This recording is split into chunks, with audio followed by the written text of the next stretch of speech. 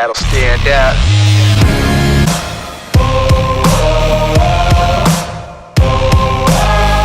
He's a solid player. He's shown it time and time again. He really did break out this year. His I batting don't know average. how good of a defensive guy he is. He's not great on defense, but He's not a versatile, liability. which is the He's good not thing. a liability. But yeah, his batting average has gone up by like 35 points this year, which is really good. He to see hits from him. some power, a lot of doubles. He's Yeah. a great guy to have. Great utility. He can play all around the field, really, Yeah. as well as hit anywhere in the batting order. Yeah, I love him. I think that I don't know how long a contract will have, but I assume we're gonna re-sign that guy. So yeah, I think. Okay, I'll bring this up. I think if we had Taijuan Walker, not at the Blue Jays, right? Mm-hmm. I think we're in a better position going into the last stretch of games. I think we have an extra win if we Yeah. have Taijuan Walker, meaning we would need to still sweep the Astros, but we could lose 2 against the You think A's. we would have had one more win? I think we would have had one more win if we didn't go to Taiwan. Yeah. And So I think that's a big sacrifice. It's a big- one win one in win this is season, huge. especially. not just that though, but I think we'd also get an extra win possibly against the Astros if we had Taiwan. Mm-hmm. Just because I think we need that not ace, Yeah. but a good pitcher.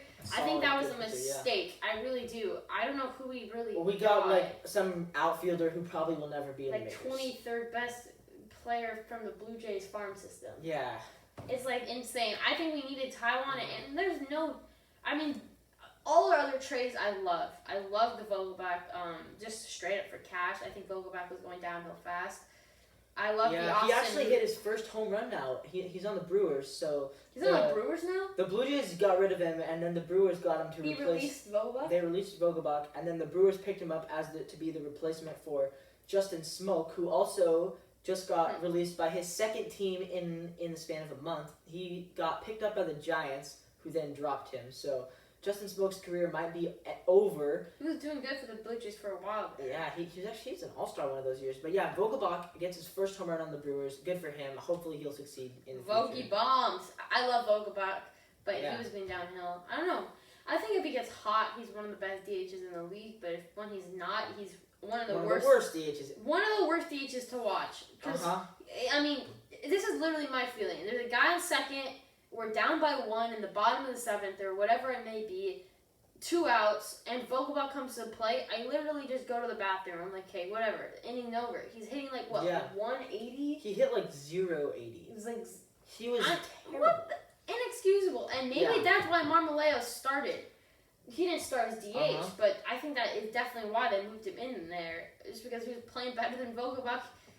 He's younger than Vogelbach, I believe. I think they're about the same. About the same age. Marmoleos is a rookie, but he's already Similar 27. build. He hits for a little less power than Vogelbach, but he gets on base more, and that's really what we need. We don't always need a home run when there's a guy in And second. Marmoleos has 6 home runs this year. That's double of what Vogelbach has. So Marmoleos has actually been really good. We could talk about him a little bit. What do you think? Is Marmoleos' chances of sticking with the Mariners next year, or else Ty France, who is now our second baseman, but probably more long-term is more of a DH, considering his defense is not...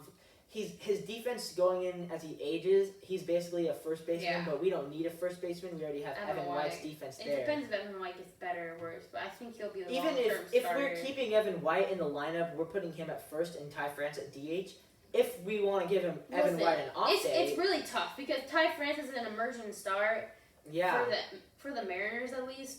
But Marmoleos has done everything we've asked him to do this year. Yeah, and I mean they're both rookies. I'm not sure how old is. Look, Marmoleos has not had Ty the best. France. Marmoleos has not had the best year, but he's had a very average year, and that's good enough for me. So, I don't know. I'm not sure, but my guess is France, just because I think the Mariners like him a little bit more, and his batting average, he's insane as far as getting on base. 26, so not young, but not old. Yeah, he's a year younger than Marmoleos. They're both fairly old to be. He was to be a around rookie. 34. Yeah, he was a Picked 34. 1017. He 399 batting average last year in AAA. That's insane. Yeah. And he's hitting 303 this year. Guess he'd probably first 2 just start, home but runs I in the think that Avs. Marmoleos still makes the team and comes in every once in a while. Yeah. So let's wrap up the Mariners, just because we're getting to the end of our show. We still have to talk about the Sounders a little bit, but again, Mariners must win game tonight. win game 5 wins. tomorrow. We need to go 5-1. That's the only way. We don't even need to go 5-1. We need to win out against the Astros and then go 2-1, and even 3-1 against the A's. It's a 4-game series, right? 3-1 or 4-0. So that's it. Again, Mariners were a loser because they did not get the job done this week, which was literally win an extra game or two, and you put yourself in a position to win, not to get win the second place spot in the AL West. They did not do that. We did not capitalize on the Astros also struggling. And now we're put in a terrible position. I don't know what the odds are of us making the playoffs. It's very low. I would guess it's very low. I would guess it's somewhere 10% probably 1%, range. 1%, I bet. It's not 1%. Check the betting odds. You can win 6 games in a row. Yeah, but the chances of the Astros also. They don't have to. We're they 3 don't have behind. They have to lose 3. No. If you looked at the betting odds, we're No, they don't 2 lose 3. or It needs 1%. to do. If we go 6-0, they have to lose 1. They have to lose 3. The Astros have to lose 3. No, because we win. We pick up a whole game. What do you mean by that? If we beat the Astros tonight, then we're only 2 down. Yep. And if we beat the Astros tomorrow, we're only 1 down. That's 2 losses for them already, so they have to lose a 3rd time. Okay, I meant like. Yeah. Yeah, I meant we have to win 6 times. The chances of us winning 6 times and the Astros losing 3 once. 3 times. But us winning 6 times then means the Astros only have to lose once. Nope, it means No, we have to beat them twice. That's 2 losses right there. You are being so incoherent. That's not what I meant. Whatever. Okay, anyways, let's move on. Good luck, Mariners. We're going to be watching you. And really, it's a building year. Not super upset, but they had a job, didn't get done. Let's quickly talk about the NBA. NBA predictions? Or are we going to talk about Seahawks? I'm going to go Seahawks first. Yeah, we'll touch on the Hawks. Touch on the Hawks? Okay. Yeah, you can give the rundown of that game if you want. Obviously, I had a bad headache, so I didn't actually get to see the end of it. You did. You watched the highlights? I got to see the highlights, and I watched the first quarter pretty intently. So. Okay, basically, Seahawks played really well. Basically, they started the game 7-0 down. I mean, that's the closest thing to me that I've ever seen to just say, okay, let's just start this game 7-0. The other team. Greg Olsen should have caught that. Right away. I mean, basically going down 7 points. So if you take that away, we win this game easily. That didn't happen. Greg Olsen should have caught the ball. So right there, not feeling good. But going into it, we just played really good football all the way to the last probably 4 minutes of the game. We were up 2 scores. We needed to stop. Didn't get a stop. Then we needed to get a first down.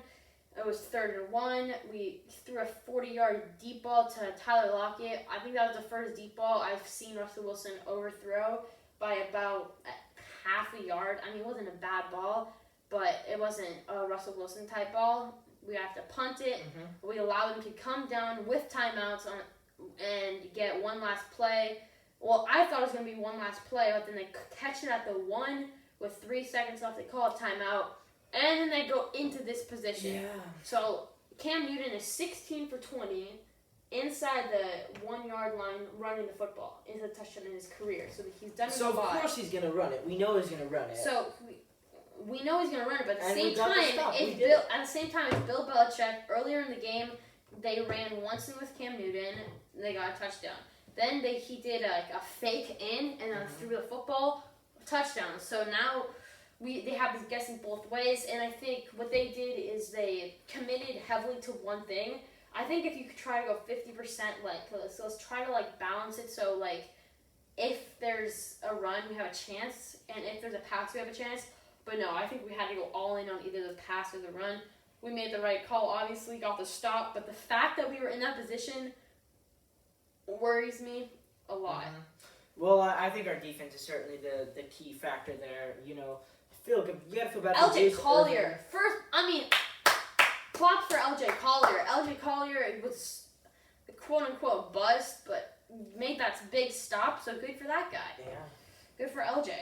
But I think we gotta be better. 2 key injuries, but at least we're not like the 49ers. So. At least it's not like stars. It's just average pieces. Yeah, I would say, Irvin and Marquise Blair, so it's not the worst players to get injured, but you definitely. And this was also without Diggs. Yeah, who was Good ejected Good after job a to the helmet refs helmet. for ejecting him. That was a dirty play, and Yeah. I don't think knew he it. meant to do it. I think he did. I think he clearly meant to do it. I've not seen. He seems like a really nice guy. Of what I've heard on the radio. It's and not stuff. whether you're a nice guy. He It's has whether you how you play the game. He's a couple kids. I really don't think he was intentionally His hurting him. style of I football is much different from his life. And that's how most football players His style of football is very, very smash are. mouth, Aggressive. Cam Chancellor type football. Yeah. And I don't think he meant to go that high. I think he meant to lower his head a little bit. I don't know. Right? I No. certainly think he did. No, that was the right call by the refs. I'm not mad at the refs. I'm saying I don't think he meant to do that. So that also did not help us. But I think the Seahawks game overall was a win, and Yeah. that's what matters in the National Football League. Because in the end of the day, what sports radio shows say doesn't really matter to the Seahawks as long as they get the win. The win is the win. Yeah, a win's a win, and that's what I have about the Seahawks. I think we gotta learn how to get a key first down when we need it. We gotta learn how to get a key stop when we need it, and I think play calling with a little bit of a head scratcher on 3rd and 1, we throw the ball. So that's that. Yeah. Go Seahawks to play the Cowboys. That's a win. We're gonna be Win doing in my books at home. Yeah. Dallas is struggling. I mean, we'll do our official NFL predictions a little bit later in the week. I also have them as a win, but stay tuned. We'll tell you why. Yeah. We'll figure out a day for that. But we're going to do that a little bit later in the week. But Cowboys, who escaped with a win against the Falcons, what do you think about that? That at one point there was a 2% chance for them to win the game, and they ended up winning. They had a really good comeback, but don't count on it happening against a much better Seahawks team. No way the Seahawks are allowing that. There's no way Russell Wilson is allowing that to happen. He's going to score a touchdown or something to kind of put that game away. Mm-hmm. And again, I've said this over and over again. Matt Ryan is a bad quarterback, in my opinion, right now. I know he's a former MVP. He's not a bad quarterback, but he's a below-average quarterback, and I think that's kind of proved it. He needed to get a touchdown, and he got a field goal over and over again.